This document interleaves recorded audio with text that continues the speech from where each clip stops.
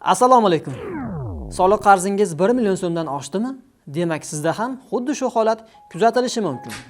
Jismoniy shaxslardan olinadigan yer va mol-mulk solig'i bo'yicha umumiy summasi 1 million so'mdan oshadigan soliq qarzdorligini undirishda elektr energiyasining billing tizimi mexanizmi joriy etilmoqda. Shu munosabat bilan soliq billing avtomatlashtirilgan axborot tizimi ishlab chiqildi hamda 16-apreldan boshlab Namangan viloyatida eksperiment tariqasida amaliyotga tatbiq etiladi. Tizim qanday ishlaydi? Agar jismoniy shaxsning soliq qarzdorligi 1 million so'mdan oshsa, avvalo fuqaro bir necha bosqichda ogohlantiriladi. Dastlab fuqaroga soliq hisoblanganligi haqida xabarnoma, shundan so'ng SMS orqali eslatma. Agar fuqaroda soliq mobil ilovasi mavjud bo'lsa, xabarnoma yuboriladi. Bundan tashqari may.gov.uz orqali ham fuqaroning shaxsiy kabinetiga xabar yuborilishi mumkin.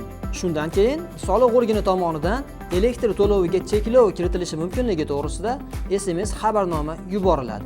Eng muhimi, yuborilgan SMSdagi havola orqali soliq qarzdorligi qachon shakllanganligi va ogohlantirish qaysi bosqichda ekanligini fuqaro kuzatib borishi mumkin.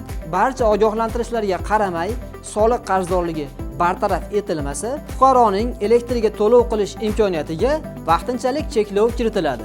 Qarzdorlik bartaraf etilsa, cheklov onlayn tartibda darhol bekor qilinadi.